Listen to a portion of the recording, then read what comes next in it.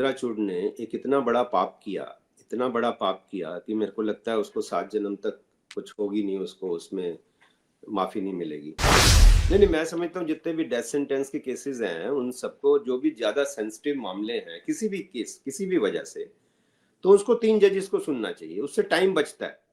क्योंकि अगर 2 जजेस में कंफ्लिक्ट हो जाता है तो फिर तीसरा जज ढूंढते रहो, फिर उस तीसरे जज को ढूंढने में एक मैनिपुलेशन का पूरा स्कोप रहता है कि जो मास्टर ऑफ रोस्टर है वो उस जज के पास भेजेगा जो उसकी बात मानेगा।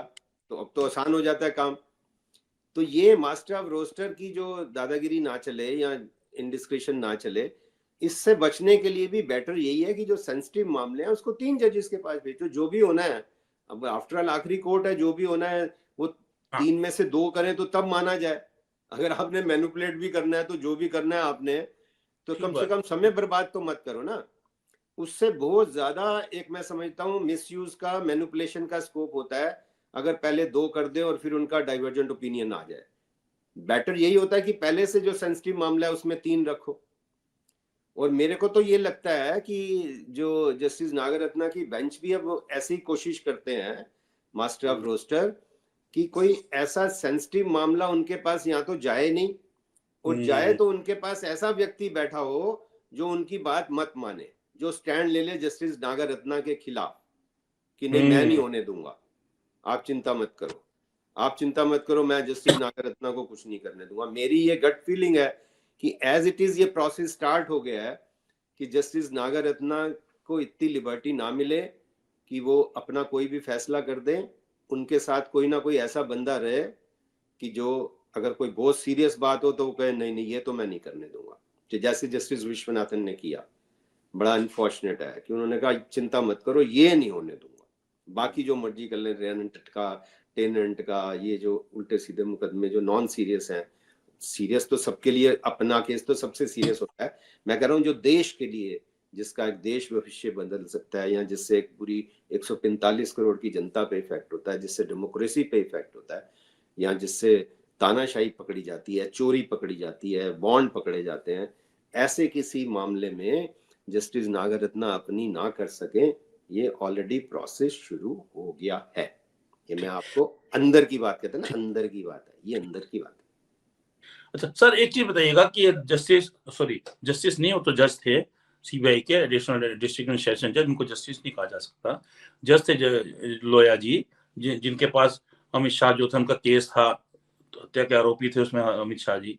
सर इसमें मुद्दा ये है कि क्या किसी जज की हत्या में कोई साजिश हो सकती है जिसके अंदर वहां पे उनके साथ कई और साथी जज थे, जब उनको एकदम से हार्ट अटैक सा आया, उनके साथी जज है उनको लेकर वो हॉस्पिटल गए, वो अलग बात है कि वो जहाँ रुके हुए थे वहां से उनको ऑटो में लेके गए तो लोग कह रहे कार नहीं थी, ये नहीं थी, चलिए, लेकिन उनके साथी जज थे।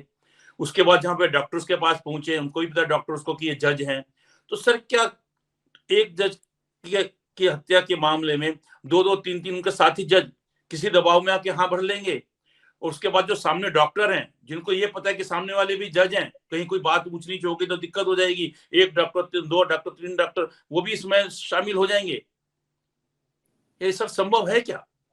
मैं तो महेश जी एक बात कहता हूँ, आपने बड़ा इंपॉर्टेंट मुद्दा उठाया, इससे सारी मैंने पहले भी बात की थी, 145 करोड़ जनता का उस पर असर होता है, खासकर जुडिशरी पे बहुत असर है। जस्टिस लोया वाला जो केस था उसमें जस्टिस चंद्राचूड़ ने एक इतना बड़ा पाप किया, इतना बड़ा पाप किया कि मेरे को लगता है उसको 7 जन्म तक कुछ होगी नहीं, उसको उसमें माफी नहीं मिलेगी। अगर आप 100 पेज की जजमेंट लिख रहे हो इसलिए कि एफआईआर ना हो, बताइए, एक बच्चा भी जानता है अगर किसी जज को, ये सुप्रीम कोर्ट के जज जो कहते हैं कि सबऑर्डिनेट जुडिशरी को जब मर्जी ये ब्लेम कर देते हैं हर बात पे, सबऑर्डिनेट जुडिशरी को प्रोटेक्ट करना सुप्रीम कोर्ट की ड्यूटी नहीं है क्या? सुप्रीम कोर्ट को चाहिए था कि उसकी प्रॉपर इंक्वायरी कराते, वो ये थोड़ी कर रहे थे कि किसी व्यक्ति को सजा कर दो। एफआईआर का मतलब है इन्वेस्टिगेशन होगा, इन्वेस्टिगेशन के बाद देखेंगे चार्जशीट फाइल होनी चाहिए कि नहीं। तो ये महाराज ने, जस्टिस चंद्राचूड़ ने एफआईआर ही मना कर दी। तो आप देख लीजिए, एक एफआईआर मना करने में अगर आपको 100 पेज इसलिए लिखने पड़ रहे हैं कि एफआईआर ना हो, that itself is a ground to register FIR. और दूसरी बात, जस्टिस चंद्राचूड़ ने 145 करोड़ को नहीं, टोटल सबऑर्डिनेट जुडिशरी को डिस्करेज कर दिया कि आप मर भी जाएंगे तो कुछ नहीं होगा, ये सोच लो अगर आप माई बाप के साथ नहीं हो तो। कितना कितना बड़ा पाप मैं समझता हूँ जस्टिस चंद्रचूड़ ने किया कि टोटल जुडिशरी को डिस्करेज कर दिया कि आपकी सस्पिशियस सर्कमस्टांसेस में अगर डेथ हो गई तो इन्वेस्टिगेशन भी नहीं होने देंगे हम। इसलिए जो माई बाप कहते हैं खाता ना बही, जो कहे केसरी वही सही, जो हमने कह दिया वही मानो, नहीं तो आपकी हत्या भी हो गई और पता नहीं हत्या हुई या नहीं हुई, हम इस बात पे ना भी जाए, इन्वेस्टिगेशन क्यों नहीं करने दिया। सही बात ये है सर, जस्टिस जिसका मामला था। मैं ये हैरान होता हूँ, ये जाते हैं भाषण देते हैं इधर उधर तो लोग माइक पे खड़ा होकर, कोई बच्चा क्यों नहीं पूछता सर जस्टिस चंद्रचूड़ वो लोया वाली बात बताइए ना, उसमें क्या किया था आपने। इनको सड़कों पे सवाल पूछने पड़ेंगे तब शर्म आएगी इनको। अब थोड़ी थोड़ी उसको आनी शुरू हो गई है, मैंने सुना है, मैंने सर अब सुना आने से क्या मतलब सर, अब तो हाथ में मैं कुछ वही भी तो नहीं कह रहा है। हूँ, अब उसको आ रही है ना, यही बता रहा है उसकी गिल्ट कि उस पर इन्वेस्टिगेशन ही नहीं होगा। कितना कितना आदमी गिर सकता है, यही मैं कह रहा हूँ। हैरान हो गया हूँ कि आप एक टोटल सबऑर्डिनेट जुडिशरी, जो आपने बताया जो काबिल बच्चे एग्जाम पास करके आते हैं, आपने सारी सबऑर्डिनेट जुडिशरी को डिस्करेज कर दिया ये कह के कि इन्वेस्टिगेशन की भी जरूरत नहीं है। वाह महाराज, जजमेंट लिख दी। आप देखिए, मैं हंसता हूं इस बात पे और ये सच है। I challenge him, challenge justice Chandrachud की फाइल करें डेफेमेशन। इन्होंने ऐसी जजमेंट लिख दी जिसमें एफआईआर ही नहीं है। एफआईआर नहीं होगी, मैं जजमेंट लिख रहा हूं। जजमेंट लिख दी, टोटल ट्रायल कर दिया, और जस्टिस सर ट्रायल कर दिया विदाउट एफआईआर। ये सर सबसे बड़ी बात ये है सर कि जो भी इन्वेस्टिगेटिंग एजेंसी होती है, चाहे स्टेट में पुलिस है, चाहे सेंट्रल से लाते सीबीआई है, सर जांच तो वो करेगी, लोगों के बयान वो लेगी, उसमें तथ्य वो उठाएगी, अपना गुप्तचर को किसी को ड्यूटी में लगाएगी, उस पर नजर रखो।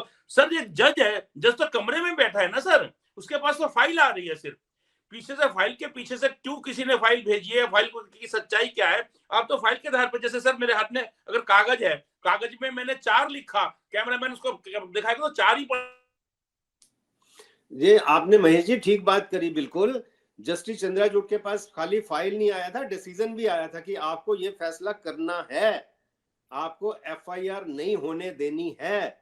ये जस्टिस चंद्रचूड़ के पास खाली फाइल नहीं आई थी, उसके पास फैसला भी आया था। जो ये कभी कहता भगवान से पूछ के लिखा या किससे लिखा, कौन से भगवान से पूछ के लिखा, कौन से महामानव से पूछ के लिखा, ये जस्टिस चंद्रचूड़ को बताना चाहिए आके माइक पे कि जिस केस में आप 100 पेज का ये फैसला लिख रहे हो कि एफआईआर नहीं होनी चाहिए, that itself was a ground to register FIR. ये जस्टिस चंद्रचूड़ को कोई समझाए।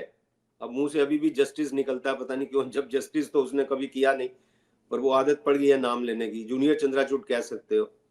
चलिए महेश जी करेंगे, मेरे को भी अभी निकलना है कहीं, तो hope to catch up soon. Always a pleasure talking to news Nasha and Mahesh ji and Vinita, thank you very much, bye.